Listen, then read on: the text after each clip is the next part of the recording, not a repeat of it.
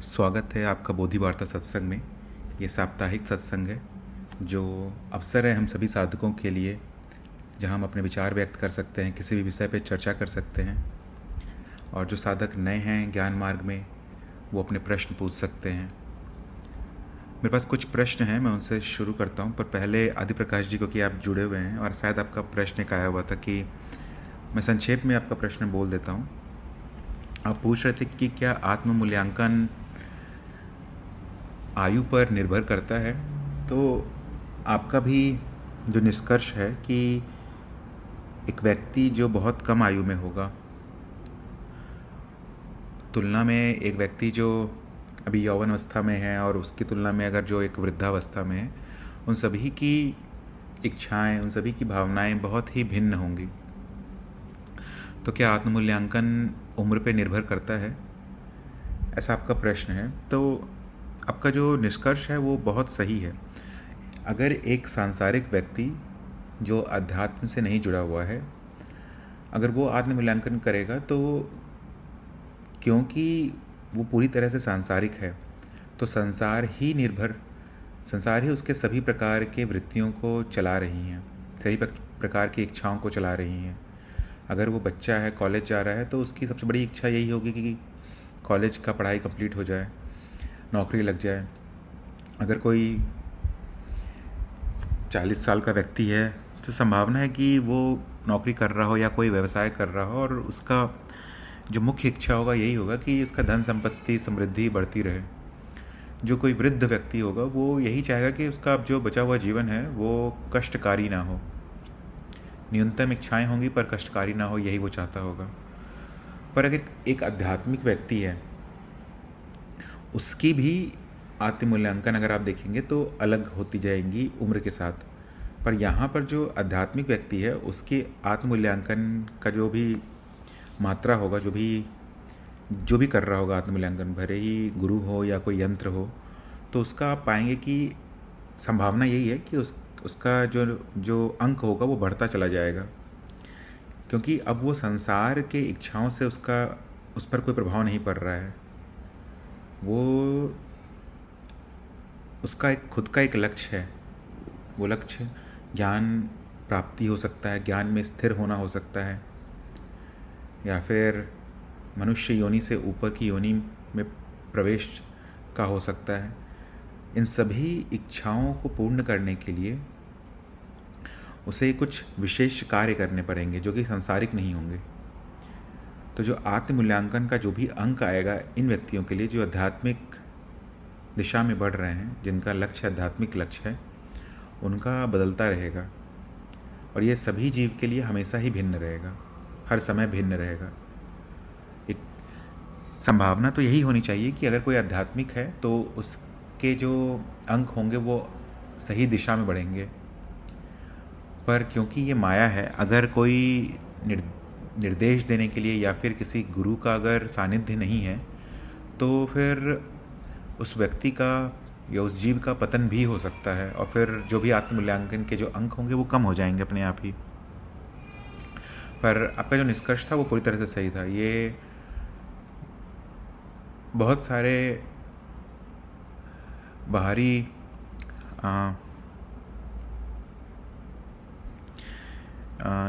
जो कह सकते हैं बाहर के जो जीवन में जो भी किसी के जीवन को जो भी कार्य हैं, जो बाहर के जो भी प्रभाव कर सकते हैं, वो सभी उसके आत्ममूल्यांकन को प्रभावित कर पाएंगे। पर अगर शायद आपका ये प्रश्न था, या फिर प्रश्न तो आपका यही था, पर अगर आपका शायद अंदाज़ा ये था कि आत्ममूल्यांकन बदलना नहीं चाहिए, तो ये लक्ष्य नहीं होना चाहिए किसी भी साधक का। बट सभी चाहेंगे कि वो उनकी प्रगति हो, और उसी के साथ साथ उनका आत्ममूल्यांकन भी अच्छा होता चला जाए। और क्योंकि आत्ममूल्यांकन जीव का ही होता है, अनुभवकर्ता का नहीं, तो संभावना बहुत ज़्यादा है कि जीव का जो भी स्थिति होगा, जिस भी समय, जिस भी परिस्थिति में, वो उसका आत्ममूल्यांकन का अंक दिखाएगा। तो आशा करता हूँ ये समझ में आया हो आदि प्रकाश जी। ये मेरे विचार हैं, पर अगर इस पर आप कुछ और भी पूछना चाहते हैं तो पूछ सकते हैं।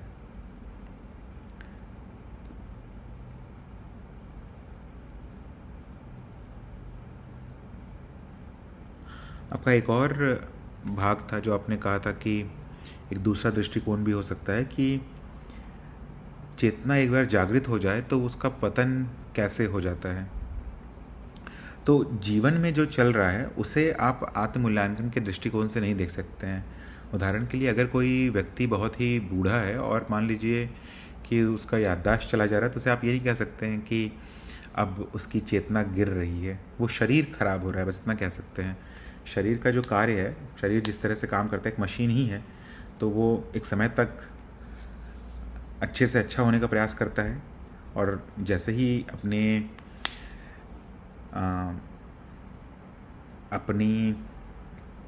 उच्च शिखर पे पहुंच जाता है, उसके बाद से उसका पतन शुरू हो जाता है। शरीर का बोल रहा हूँ मैं, उस जीव का ज़रूरी नहीं कि पतन हो, पर शरीर तो निश्चित ही ख़त्म होगा।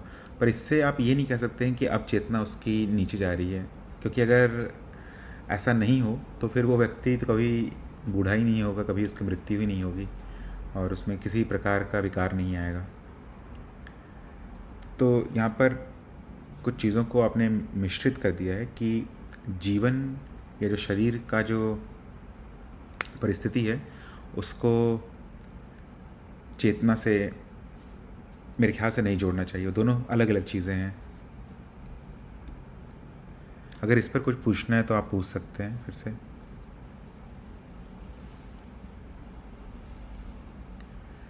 नहीं तो मैं आगे बढ़ता हूँ। मेरे पास कुछ आज के 7 प्रश्न हैं, मैं उन पर चर्चा शुरू करता हूँ। बाकी जो जुड़े हुए हैं साधक, अगर उनके कोई भी प्रश्न हो तो वो कभी भी लिख करके भी या फिर बोल करके भी पूछ सकते हैं। मैं पहले प्रश्न पे पढ़ता हूँ। एक साधक पूछ रहे थे कि मानसिक अनुभव क्या होता है, और मतलब इनका जो मुख्य कारण था पूछने का कि ये सभी अनुभव मानसिक अनुभव क्यों कहलाते हैं। तो अगर आप अपने आसपास के सभी अनुभवों को देखेंगे, ऐसा प्रतीत हो सकता है कि कुछ अनुभव बाहरी अनुभव हैं, कुछ अनुभव मनस पटल पे उभरते हैं और कुछ शरीर के अनुभव हैं। पर ये जो विभाजन है अनुभवों का, वो केवल इसलिए प्रतीत होता है क्योंकि जीव को ये जीवन चलाना है। जीव का यही प्रयास रहता है कि जो भी उसका नहीं है उसमें वो आसानी से भेद कर पाए, और इस कारण से उसे मानसिक अनुभवों, जो बुद्धि है वो मानसिक अनुभव को अलग कर देती है भौतिक अनुभवों से। पर अगर आप इन तीनों प्रकार के अनुभव को, जगत का जो अनुभव है, बाहर का भौतिक अनुभव जिसे कहते हैं, शरीर का अनुभव जो है, जो भौतिक और मानसिक दोनों हो सकता है, और मानसिक अनुभव जैसे विचार, इच्छाएं, अगर इन तीनों को आप देखने का प्रयास करेंगे तो आप पाएंगे कि अंत में केवल मानसिक अनुभव ही मिलते हैं हमें। क्योंकि आपको जो भी पता चलता है इस संसार के बारे में वो आपकी इंद्रियां आपको बताती हैं। जैसे अगर आपको कुछ भी स्वाद आ रहा है, कुछ भी गंध आ रहा है, तो वो कोई ना कोई इंद्रियां ही आपको बताएंगी, जो बाहरी जगत से आ रहा है। बाहर इंद्रियां जो भी होंगी वो आपको जानकारी देंगी इसके बारे में। बाहर इंद्रियां मतलब जो रूप, रस, शब्द, स्पर्श, गंध का आपको पता चलता है।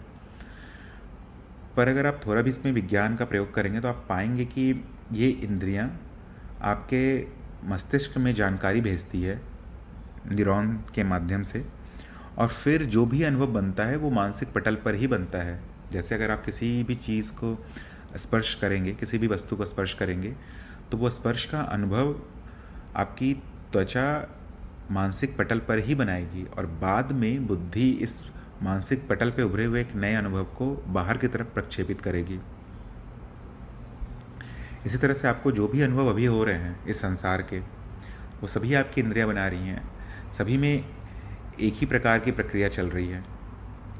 जो अंत में जो फल दिखता है किसी भी अनुभव का वो भिन्न हो सकता है, पर प्रक्रिया एक जैसी ही होती है। कोई जानकारी आएगी बाहर से, उसका प्रारूप बदला जाएगा और फिर एक रूप बनाया जाएगा मानसिक पटल पर, और फिर बुद्धि उसको प्रक्षेपित कर देगी बाहर की तरफ। तो अंत में सभी अनुभव आप देख पा रहे हैं कि मानसिक ही बचती है, क्योंकि जीव को जीवन चलाना है तो उसके लिए बाहर का जो अनुभव है वो महत्वपूर्ण हो जाता है। उसे समझ में आता है कि कैसे जीवन को बनाए रखना है। अगर ये ना हो तो उसे समझ में नहीं आ पाएगा, और शायद ये जो पूरा आध्यात्मिक यात्रा है किसी भी जीव का, वो कभी शुरू ही नहीं होगा। तो इसी कारण से आप ये समझ पा रहे होंगे कि सभी अनुभव मानसिक अनुभव ही होते हैं और अनुभवों को केवल मानसिक वर्गीकरण वर्ग में डाला जा सकता है। आशा करता हूँ यहाँ पर अपनी बात रख पाया हूँ। अगर किसी भी साधक को कुछ पूछना है तो वो पूछ सकते हैं। मैं अगले प्रश्न पे बढ़ता हूँ।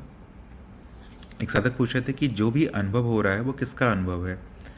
अब ये तो समझ में आ जाता है कि बाहर जो मुझे दीवार का अनुभव हो रहा है, या फिर अगर मेरे सामने फ़ोन रखा है, लैपटॉप रखा है, टेलीविज़न रखा हुआ है, तो इसका अनुभव हो रहा है और इसे इंद्रियां बदल कर मुझे दिखा रही हैं, मेरे मानसिक पटल पे बना रही हैं और फिर बुद्धि इसे बाहर की तरफ प्रक्षेपित कर रही है।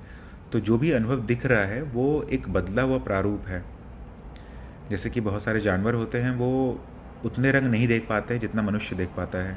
उदाहरण के लिए गाय, वो शायद लाल रंग नहीं देख पाती है जैसे मनुष्य देख पाता है। या फिर बहुत सारे जानवर होते हैं जो मनुष्य से ज़्यादा आवाज़ों को सुन पाते हैं। तो ये जो भी अनुभव हमें दिखता है वो हमारे इंद्रियों के द्वारा बदल दिया जाता है और उस रूप में बदला जाता है जिस रूप से वो जीव ज़्यादा समय तक अपनी रचना को बना के रख पाए। ये जो मनुष्य शरीर यंत्र में जितनी भी प्रक्रियाएं चल रही हैं वो प्रक्रियाएं ज़्यादा से ज़्यादा समय तक बने रह पाए। पर प्रश्न यही आएगा फिर कि ये जो बदला हुआ रूप है वो किसका रूप है। ये दीवार जो दिख रहा है हमें सामने, ये बदला हुआ रूप है, पर बदल किससे रहा है? क्या है जो इस दीवार को जन्म दे रहा है या फिर दीवार के अनुभव को जन्म दे रहा है? तो जो भी है इसके पीछे वो अज्ञेय है, वो आप नहीं जान पाएंगे। क्यों? क्योंकि आप अगर जानने का प्रयास करेंगे तो फिर आपको एक अनुभव ही मिलेगा, और ये अनुभव फिर इंद्रियों के माध्यम से ही आ रहा होगा। कोई ना कोई इंद्रियां होंगी, भले ही बाहर इंद्रियां ना हो, मानसिक इंद्रियां हो सकती हैं, कोई और इंद्री होगी जो कि इस रूप को बदल के आपके सामने लेके आएगी। आप कभी भी वहाँ तक नहीं पहुँच पाएंगे जो इस अनुभव को जन्म दे रहा है, पर आपको ये निश्चित रहेगा कि कुछ है जो इस रूप को बना रहा है। किसी चीज़ का ये बदला हुआ प्रारूप है। इतना तो दिख जा रहा है अभी आसानी से, क्योंकि कुछ तो है हमारे सामने प्रकट। अभी ये जो माया जो अभी हमारे सामने प्रकट है, ये प्रकट तो है अलग अलग रूपों में, पर ये जिससे भी आ रही है उसे हम नहीं जान सकते हैं। और यही इसे ही फिर अज्ञेय की अवस्था कहते हैं कि इतना समझ जाना कि ये जहाँ से उत्पन्न हो रहा है उसे नहीं जाना जा सकता, क्योंकि जानने का प्रयास हमेशा ही जीव करेगा, और जीव स्वयं एक अनुभव का छोटा सा भाग है, बहुत ही छोटा सा भाग है। तो जिसका भी अनुभव हो रहा है उसे हम नहीं जान सकते हैं, वो अज्ञेय है। पर अगर आप जो हैं वो अगर हो जाते हैं तो ये प्रश्न नहीं रहेगा, क्योंकि ये प्रश्न इसीलिए आ रहा है आप जीव बनकर उसे समझने का प्रयास कर रहे हैं जो जीव को भी जन्म दे रहा है। जहाँ तक जीव की बुद्धि जा सकती है वो केवल माया को ही समझ सकता है, और माया के भी बहुत छोटे भाग को ही समझ सकता है। पर अगर उसके परे जाना है तो फिर वही होना पड़ेगा। तो आशा करता हूँ यहाँ पर मैं अपने विचार रख पाया हूँ कि जिसका भी अनुभव हो रहा है वो उस तक आप नहीं पहुँच सकते हैं। अगर इस पर कुछ पूछना है तो पूछ सकते हैं। आदि प्रकाश जी का एक प्रश्न है कि समर्पण का अर्थ क्या है? यदि किसी व्यक्ति में ज्ञान की प्राप्ति के पश्चात भी समर्पण भाव का अभाव परिलक्षित होता है तो क्या यह निष्कर्ष निकाला जा सकता है कि उस व्यक्ति को ज्ञान नहीं हुआ है? ऐसा नहीं है। मैं अपना अनुभव बता सकता हूँ कि ज़रूरी नहीं है कि ज्ञान अगर हो जाए तो उसके बाद समर्पण भाव तुरंत आ जाए, क्योंकि ये जो जीव है ये बहुत ही लंबे समय से अपनी रचना को बनाते हुए आया है और उसकी प्रगति होती भी रही है। जैसे उदाहरण के लिए कभी ये जीव कोई वनस्पति रहा होगा, उसके बाद वो जीव जंतु बना होगा, फिर धीरे धीरे करते करते वो प्रगति करते करते, जिसे इवोल्यूशन भी कहते हैं, प्रगति करते करते वो मनुष्य योनि तक आ गया है।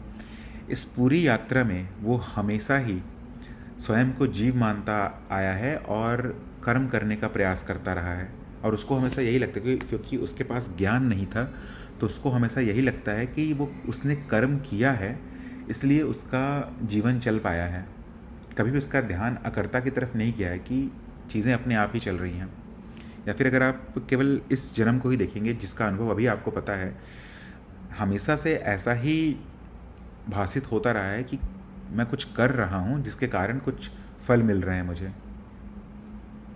अगर फल ना भी मिले तो बुद्धि कुछ बहाना बना देगी कि किस कारण से फल नहीं मिला है, पर कर्म तो मैंने ही किया था। ऐसा अहम भाव भी असमर्थन करेगा। पर जब ज्ञान हो जाता है तो ये आपको दिख पड़ता है कि यहाँ करने वाला कोई नहीं है और मैं सभी अनुभवों के पीछे खड़ा हूँ।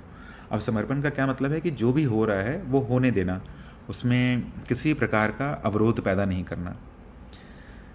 ये भाव तभी आता है जब आप अपने ज्ञान में स्थापित रहते हैं। पर ये ज्ञान, बहुत ज़्यादा संभावना है कि अगर ज्ञान नया नया हुआ है किसी भी साधक को, से ज्ञान हो गया है ये निश्चित है, पर अगर नया नया हुआ है तो जो पुराने संस्कार हैं, जो पुरानी चाबी लगी हुई है उस पर, जैसा उसकी पहले की आदत है कि कुछ भी अगर जीवन में परिस्थिति आ जाए तो वो कर्म करना शुरू कर देता है, तो वो फिर से उसी ज्ञान में आ जाएगा, अपने सांसारिक ज्ञान में कि मुझे कुछ कर्म करना है जिससे मुझे फल मिलेंगे। तो यहाँ पर समर्पण का अभाव दिख रहा है। साथ ही साथ उस व्यक्ति को ज्ञान भी हुआ है, बस अभी वो ज्ञान भूल गया है। पर अगर उस व्यक्ति को फिर से याद दिलाया जाए कि आपको ज्ञान है, आप अपने स्वभाव में आ जाइए, या फिर उससे पूछा जाए कि यहाँ करने वाला कौन है, तो शायद वो एकदम सही उत्तर दे कि कोई भी करने वाला नहीं है। फिर अगर वो भूल जाएगा तो फिर से वो समर्पण का अभाव दिखने लगेगा उसमें। तो ऐसा हो सकता है कि समर्पण का अभाव दिखे, पर आप हमेशा ये प्रमाणित कर सकते हैं, जब भी याद आ जाए कि शायद मैं समर्पित नहीं हूँ, तो उसी समय आप ये प्रश्न पूछ सकते हैं कि अभी कौन है दृष्टा। आपका हमेशा उत्तर यही होगा कि मैं ही हूँ दृष्टा, और मेरे सामने ये नाटक भी चल रहा है कि समर्पित कोई नहीं है। या फिर ये जो प्रयास करने का काम कर रहा है ये जीव, उसको भी आप देख पाएंगे, और आप देख पाएंगे कि ये भ्रमित करता रहेगा हमेशा, और आप हमेशा जैसे थे वैसे ही रहेंगे पीछे। तो यही है मेरा उत्तर कि समर्पण नहीं हो रहा है तो इसका मतलब ये नहीं कि ज्ञान नहीं हुआ है, बस यही है कि ज्ञान अभी उतना परिपक्व तरह से स्थापित नहीं हुआ है।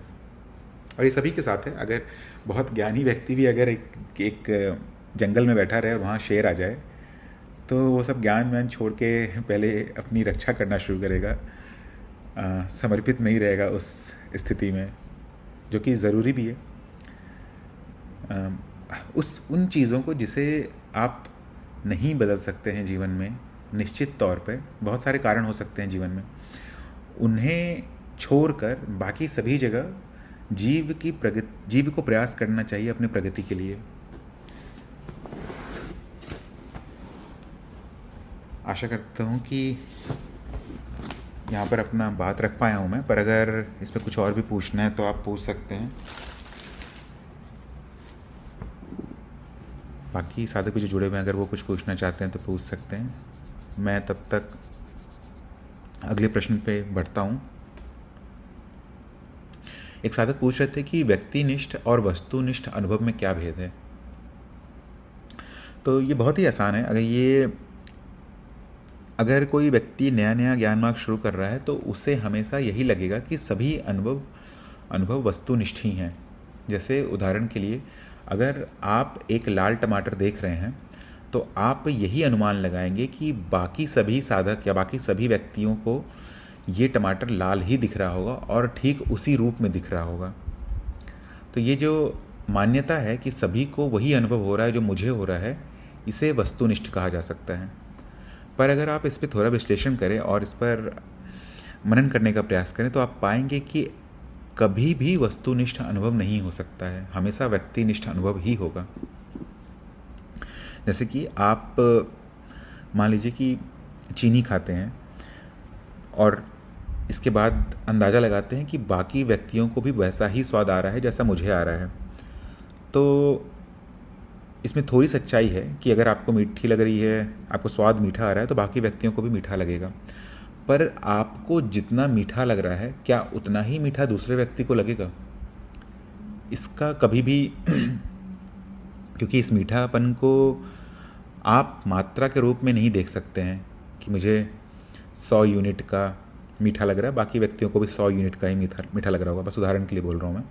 तो क्योंकि आप ठीक मात्रा में अनुभव को नहीं जान सकते, बस आप इतना जान सकते हैं कि मुझे एक प्रकार का अनुभव हो रहा है, और सामने वाले व्यक्ति से पूछ सकते हैं, पर दोनों के अनुभव भिन्न हो सकते हैं। क्या पता आपको बहुत ज़्यादा मीठा लग रहा हो और दूसरे व्यक्ति को एकदम थोड़ा मीठा लग रहा हो, तो दोनों के अनुभव भिन्न हो गए हैं।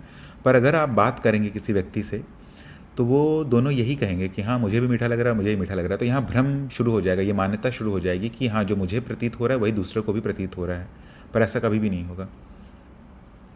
इसे आप ऐसे भी देख सकते हैं कि जब हम घर पे होते हैं, अगर कोई टेलीविज़न चला रहा है घर पे, तो एक ही आवाज़ में एक व्यक्ति बोलेगा कि आवाज़ धीमी करो, और दूसरा व्यक्ति बोलेगा कि आवाज़ बढ़ाओ टीवी का, मुझे ज़्यादा सुनाई नहीं दे रहा है। तो यहाँ पे आप देख सकते हैं कि एक ही प्रकार की जानकारी प्रस्तुत हो रही है दो मनोज शरीर यंत्र के सामने, जहाँ पर एक मनोज शरीर यंत्र को आवाज़ धीमी सुनाई दे रही है और दूसरे को ज़्यादा सुनाई दे रही है। तो दोनों के जो व्यक्तिनिष्ठ अनुभव है भिन्न हैं। यहाँ भी ठीक मात्रा पता नहीं चल सकता है, पर यहाँ पर अंदाज़ा अच्छे से लगाया जा सकता है कि अनुभव व्यक्तिनिष्ठ हैं। इसी तरह से एक और उदाहरण ले सकते हैं त्वचा का भी, कि अभी का जो तापमान है, अगर आप उत्तरी भारत की तरफ होंगे तो आप देख पा रहे होंगे फरवरी चल रहा है, तो कुछ लोग होंगे जो अभी भी स्वेटर पहन रहे होंगे, और कुछ लोग होंगे जिन्हें अब ठंडी नहीं लग रही होगी। तो एक ही प्रकार की जानकारी वातावरण में मौजूद है, एक ही प्रकार का तापमान मौजूद है, पर ये जो त्वचा है किसी को ज़्यादा ठंड का एहसास करा रही है और दूसरे को कम। तो यहाँ भी अनुभव व्यक्तिनिष्ठ ही हो जा रहा है। पर अगर आप किसी व्यक्ति से बाहर पूछेंगे कि आज ठंडी है क्या, मुझे तो ठंड लग रही है, तो दूसरा व्यक्ति भी शायद यही बोले कि हाँ ठंड तो है, पर कितनी ठंड है किसके लिए ये कोई नहीं जान सकता है। तो सभी प्रकार के अनुभव हमेशा ही व्यक्तिनिष्ठ रहेंगे। यहाँ तक कि अगर आप एक एक इंद्रियों का विश्लेषण करें तो आप यही पाएंगे कि सभी जानकारियाँ जो आपको मिल रही हैं वो पूरी तरह से भिन्न हैं एक दूसरे व्यक्ति की तुलना में। जो ध्वनि आपको सुनाई दे रही है वो किसी और प्रकार से दूसरे व्यक्ति को सुनाई दे रही होगी, कम या ज़्यादा। स्वाद में भी ऐसा ही होगा, जो अगर आप खा रहे हैं, अगर वो आपको जैसा भी स्वाद लग रहा हो, उसका भिन्न प्रारूप दूसरे व्यक्ति को दिख रहा होगा। सभी प्रकार के अनुभव, रूप, रस, शब्द, स्पर्श, गंध, वो एक थीम में तो हो सकते हैं, उसका एक जैसा अनुभव होता होगा, पर मात्रा कितनी है दो व्यक्तियों में, दो जीवों में, वो पूरी तरह से भिन्न होगी। ये निर्भर करता है कि उस मनुष्य के इंद्रियां कितनी जागृत हैं और उसके संस्कार कैसे हैं, कैसे परे हुए हैं संस्कार पुराने। तो आप ये भी अंदाज़ा लगा सकते हैं कि जो दुनिया आपको दिख रही है, क्योंकि जो भी संसार हमारे सामने प्रकट है, हमारे 5 इंद्रियों से जो हमें दिख रहा है, वो एकदम अलग जानकारी दे रहा है एक दूसरे व्यक्ति की तुलना में। तो जो भी संसार आपको दिख रहा है वो संसार पूरी तरह से भिन्न है एक दूसरे व्यक्ति के सामने। दो व्यक्तियों का संसार पूरी तरह से भिन्न है, और हम सोचते हैं कि मेरी बात कोई दूसरा आदमी समझ क्यों नहीं पाता है। कैसे समझेगा, उसकी दुनिया ही अलग है। जो भी हमें दिख रहा है वो दूसरे व्यक्ति को नहीं दिख रहा है, या जो जिसका भी मुझे अनुभव हो रहा है वो दूसरे व्यक्ति को नहीं हो रहा है। केवल एक ही चीज़ है जो सभी के लिए एक जैसी होगी, वो है आपका स्वयं का ज्ञान, क्योंकि वो एक ही है ही। बाकी उसको छोड़कर सभी चीज़ व्यक्तिनिष्ठ होंगी। आशा करता हूँ यहाँ पर कुछ समझा पाया हूँ, पर इस पर अगर किसी को कुछ पूछना है तो पूछ सकते हैं। तब तक मैं अगले प्रश्न पे बढ़ता हूँ। एक साधक पूछ रहे थे कि निष्काम कर्म क्या होता है। ये भी बहुत बार ये प्रश्न भी भरमा देता है साधकों को कि अगर मैं अनुभव करता हूँ तो मैं कर्म करूँ या ना करूँ क्योंकि अगर नहीं करूँगा तो ये जीवन नहीं चलेगा, और करूँगा तो फिर मैं अनुभव करता कैसा अनुभव करता है करने वाला मैं ऐसा कैसा अनुभव करता हूँ मैं जो कार्य करता है। तो यहाँ पर भी आपको बस ज्ञान में आने का प्रयास करना चाहिए कि आप वो हैं जो सभी अनुभवों के परे हैं। जो ये सोच रहा है कि मुझे ये काम करना है या नहीं करना है, उस अनुभव के भी परे हैं। बार बार यही हो सकता है कि आपको ज्ञान हो गया है, पर आप हर बार ये विचार लाने का प्रयास कर रहे हैं कि मैं अनुभव करता हूँ मैं ये कार्य ना करूँ, क्योंकि अनुभवकर्ता कार्य नहीं करता है। पर ये कार्य नहीं करना भी एक कार्य हो जाएगा। अगर आप नहीं करने का प्रयास करेंगे किसी कार्य को तो वो भी एक कार्य हो जाएगा। अगर आप सोचेंगे कि आज मैं बस अपने घर में बिस्तर पे बैठा रहूँगा, कुछ भी कार्य नहीं करूँगा, तो वो भी एक कार्य ही है। कुछ नहीं करना भी एक कार्य है। किसी भी चीज़ की इच्छा नहीं करने का जो विचार है वो भी एक इच्छा ही है। तो निष्काम कर्म ये है कि आप सभी कर्म के पीछे आ जाते हैं। जो ये भ्रम बार बार पैदा हो रहा है कि मैं कुछ काम करना चाहता हूँ, वो या फिर मैं किसी काम से लिप्त हो जाऊँगा, उसके भी पीछे आ जाएंगे आप। और आप यही देखेंगे कि ये जीव भ्रमित होता रहेगा या फिर अपने आप के सामने ही नए नए विचार प्रकट करता रहेगा कि मैं कार्य करूं या ना करूं, और आप हमेशा पीछे रहेंगे। जब आप इस भाव में आ जाते हैं तो जो भी कर्म करेंगे वो निष्काम ही होगा, क्योंकि अब आप किसी वासना के वश में आके काम नहीं कर रहे हैं या किसी इच्छा के दबाव में काम नहीं कर रहे हैं। आप देख रहे हैं कि सभी चीज़ें अपने आप चल रही हैं, इच्छाएं उठ रही हैं। जीव कभी इच्छाओं को दबा देता है, कभी इच्छाओं को नहीं दबा पाता है। पर अगर आप इस भाव में रहते हैं, जो कि आप हमेशा रह सकते हैं, क्योंकि यही आपका वास्तविक स्वरूप है और यही अभी आप हैं, तो अगर आप यहाँ रह पाते हैं तो ये निष्काम कर्म है। मेरे पास 3 और प्रश्न हैं। मैं अगले प्रश्न पे बढ़ता हूँ। एक साधक पूछ रहे थे कि यदि अनुभव नित्य है तो वह सत्य क्यों नहीं है। क्योंकि ये साधक बहुत ही नए नए हैं, तो ये प्रश्न आ सकता है कि सत्य तो उसे ही कहा जाता है जो कि नित्य हो, पर नित्य के साथ सत्य की परिभाषा में ये भी है कि जो परिवर्तनशील ना हो। अगर परिवर्तन हो जाए उसमें तो वो सत्य कैसा। अगर अनुभव करता है, जो कि आपको आत्मज्ञान अगर हो गया है तो आप ये जान पाएंगे आसानी से कि आप ही अनुभव करते हैं, आप ही सभी अनुभव के पीछे हैं। आप ही वो परम सत्य हैं जो जिसके सामने सभी अनुभव प्रकट है। तो अनुभव तो नित्य है, पर वो कभी भी एक रूप में नहीं रहता है, उसका रूप हमेशा बदलते रहता है। अगर ये मनुष्य शरीर यंत्र बदल जाए तो अनुभव जिस भी तरह से प्रकट हो रहा है वो बदल जाएगा, क्योंकि हमारे सामने जो भी ये अस्तित्व प्रकट है वो हमें इंद्रियों के माध्यम से दिख रहा है, और ये इंद्रियां सभी जीवों में भिन्न प्रकार की जानकारी प्रकट करती है। अगर एक ही जानकारी भी हो संसार में, जैसे ध्वनि, तो किसी व्यक्ति को वो ध्वनि सुना ही ना दे, या किसी ऐसी योनि को वो ध्वनि सुनाई ही ना दे और किसी दूसरी योनियों को वो ध्वनि सुनाई दे सकती है। जैसे स्वान मनुष्य से ज़्यादा ध्वनियों को सुन सकता है। तो हर बार आप यही पाएंगे कि जो भी अनुभव प्रकट हो रहा है वो कभी भी स्थायी नहीं रहता है। उसको आप पकड़ नहीं सकते हैं, पकड़ के आगे नहीं बढ़ सकते हैं। हर पकड़ने का प्रयास आपको विफल ही कर देगा। केवल आपका स्वयं का जो ज्ञान है वही एकमात्र सत्य है जिसे आप पकड़ के रह सकते हैं। बाकी किसी भी चीज़ को पकड़ने का प्रयास करेंगे, किसी भी चीज़ पे अगर आप स्थापित होने का प्रयास करेंगे तो आप यही पाएंगे कि वो हट जा रहा है अपनी जगह से। और फिर अगर अनुभव को सत्य कहा जाए तो फिर किस अनुभव को सत्य कहा जाएगा। जो भी घटना इतनी सारी घट रही है हमारे सामने, किस घटना को सत्य कहा जाएगा। सभी घटनाओं के समावेश को भी अगर जोड़ने का प्रयास करके अगर कहा जाए कि क्या इसे सत्य कहा जा सकता है, तो फिर वही प्रश्न वही हो जाएगा कि यहाँ पर कुछ भी नहीं है जिसे आप पकड़ सकते हैं। जो देख रहा है उसे एक भिन्न सत्य दिखाई दे रहा है। यहाँ पे जो सत्य है माया के संदर्भ में कह रहा हूँ मैं, कि जो जिस प्रकार का जीव होगा उस प्रकार का सत्य उसके सामने प्रकट होगा, और जिस प्रकार के संस्कार होंगे उस प्रकार के उसके भाव होंगे उस सत्य के सामने। पर केवल एक अनुभव करता है जहाँ पर कोई भी संदेह नहीं रह जाता है। अगर अनुभव करता पर आप आश्रित रहने का प्रयास करेंगे, जो कि आप हैं, मैं जीव के दृष्टिकोण से भी कह रहा हूँ, तो जीवन अपने आप ही सरल होना शुरू हो जाएगा। कुछ बचेगा नहीं जो आपको बेचैन करेगा। तो इसीलिए अनुभव नित्य होने के बाद भी सत्य नहीं है, तत्व नहीं है। तत्व केवल आप हैं।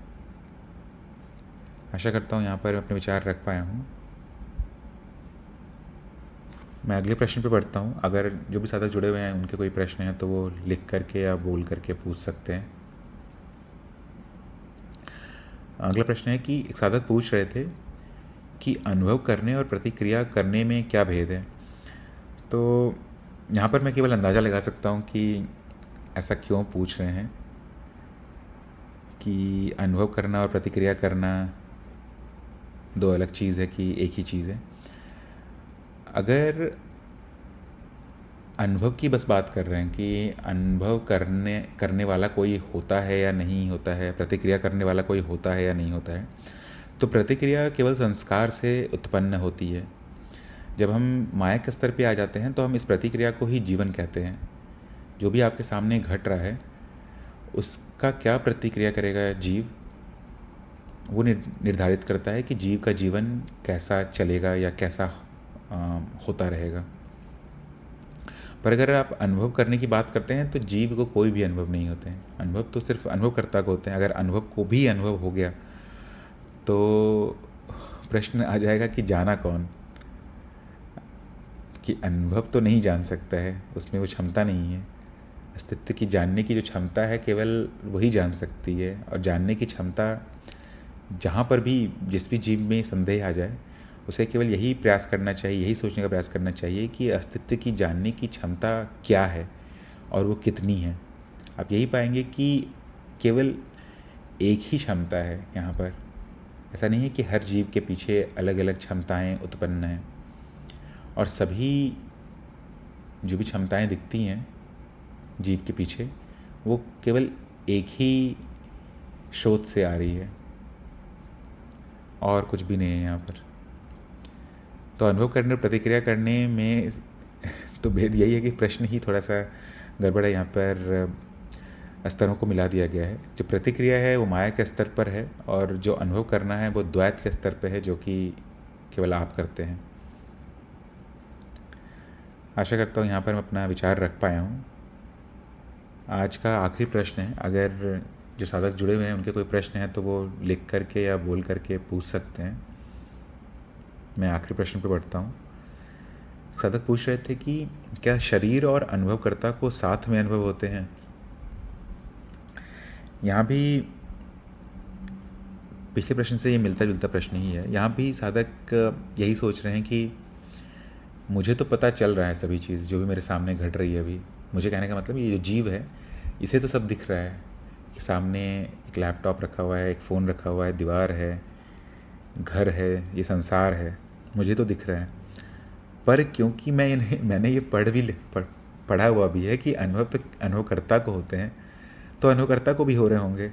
तो ऐसा हो रहा है कि शरीर को भी अनुभव हो रहे हैं और अनुभवकर्ता को भी अनुभव हो रहे हैं। ये शुरुआत में ऐसा भ्रम आ सकता है किसी भी साधक को। इसका एक और उदाहरण हो सकता है कि जब गर्म तवे को छूते हैं और हाथ अपने आप पीछे आ जाता है, तो प्रश्न यही आएगा कि अनुभवकर्ता को अनुभव हुआ या शरीर को अनुभव हुआ। क्योंकि अगर अनुभवकर्ता को अनुभव हुआ गर्म तवे का, तो मुझे क्यों गर्मी लग रही है इस जीव को क्यों गर्मी लग रही है, या जीव का हाथ क्यों जल गया, या जीव ने हाथ पीछे क्यों कर लिया।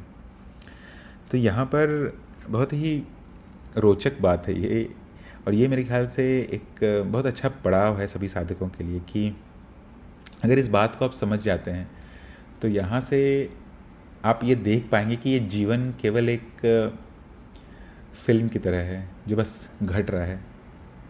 जो हाथ गर्म तवे को छुआ और उसके बाद जो पीछे आया, ये दोनों बस एक के बाद एक हो रही घटना थी। संस्कार में ऐसा था क्योंकि एक लंबा विकासक्रम हो चुका है इस जीव का। संस्कार में ऐसा था कि जब भी ऐसी परिस्थिति आए इस हाथ को पीछे हट जाना है। उसी समय अहम भी प्रकट होगा और वो इस बात का स्वामित्व या फिर प्रयास करेगा यहाँ पर स्वामित्व जमाने का। जो भी घटना घटी है उस पर स्वयं का ठप्पा लगाने की कोशिश करेगा और कहेगा कि मैंने बुद्धि की मदद से इस शरीर को पीछे हटा लिया। या कोई कह सकता है कि रिफ्लेक्स एक्शन था तो शरीर पीछे हट गया गर्म तवे के सामने से। पर आप जो पीछे हैं, जो कि ये प्रमाणित कर चुके हैं कि केवल अनुभवकर्ता को ही अनुभव होते हैं, ये निश्चित करता है कि जो भी अनुभव हुआ वो केवल एक के बाद एक घट रही घटना थी। यहाँ जो भी हो रहा है वो केवल एक के बाद एक घट रही घटना है। कोई भी कुछ भी नहीं कर रहा है, कोई है ही नहीं सोच कर कुछ करने वाला। पर हर बार यही भ्रम आता रहेगा कि शायद मैं सोच रहा हूँ, शायद मैं कुछ कर रहा हूँ। ये जो सोचने का जो भ्रम होता है कि मैं अपनी बुद्धि से कुछ विशेष विचार निकाल के कुछ बोल दूंगा, ये भी एक भ्रम मात्र ही है। ये भी अहम की चाल है, अहम का चाल है जो ऐसा प्रमाणित करने पर तुला हुआ है कि ये जीवन चल रहा है और यहाँ सभी जीवित हैं, यहाँ कोई भी जीवित नहीं है। जैसा हम एक वर्ग बनाते हैं जब हम शुरुआती कक्षाओं में होते हैं, पहली दूसरी कक्षा में, जीव और निर्जीव का के बीच में भेद। यहाँ कुछ भी ऐसा नहीं है जिसे आप जीवित कह सकते हैं। अगर माया के स्तर पे हैं तो आप कह सकते हैं कि जीव कौन है और निर्जीव कौन है। पर जब आप द्वैत में आ जाते हैं तो यहाँ कुछ भी जीवित नहीं है। जब भी दो व्यक्ति आपस में बात कर रहे होते हैं वहाँ कोई वास्तविक वार्तालाप नहीं हो रहा है, बस एक के बाद एक प्रतिक्रिया हो रही है जो कि जो भी संस्कार पहले से मौजूद होगा उस पर निर्भर होकर एक के बाद एक घटना बस घट रही है। इस बात को समझने का प्रयास करें कि कभी भी अनुभव नहीं होता है मनुष्य को, मनुष्य का ही अनुभव अनुभवकर्ता को होता है। और फिर यही प्रश्न आ जाएगा कि मुझे कैसे पता चल रहा है कि ये दुनिया है मेरे सामने। ये भी भ्रम है कि मुझे पता चल रहा है। ये भी इस पूरे जो फिल्म चल रही है हमारे आंखों के सामने, उस फिल्म का भाग है कि मुझे कुछ पता चल रहा है। ये भाग भी भ्रम ही मात्र है। यहाँ पर कोई भी नहीं है कुछ जानने वाला, कोई भी नहीं है कुछ बोलने वाला। केवल आप हैं जहाँ तक अनुभव पहुँचते हैं। आपको छोड़कर बाकी सभी अनुभव ही हैं जो बस जिसमें चाबी लगी हुई है और वो अपने अपने कार्य कर रहे हैं। आशा करता हूँ ये यहाँ पर अपने विचार में रख पाया हूँ कुछ। पर अगर इस पर आप मनन करेंगे तो आप आसानी से देख पाएंगे कि करने वाला कोई नहीं है यहाँ पर। और ये बात सिर्फ कहने भर के लिए नहीं है, यही परम सत्य है। आज के इतने ही प्रश्न थे। अगर जो साधक जुड़े हुए हैं उनके कोई प्रश्न हैं तो वो पूछ सकते हैं, लिख करके भी पूछ सकते हैं या फिर बोल करके भी पूछ सकते हैं। तो आज का सत्संग हम समाप्त करते हैं। सत्संग में जुड़ने के लिए सभी साधकों को धन्यवाद।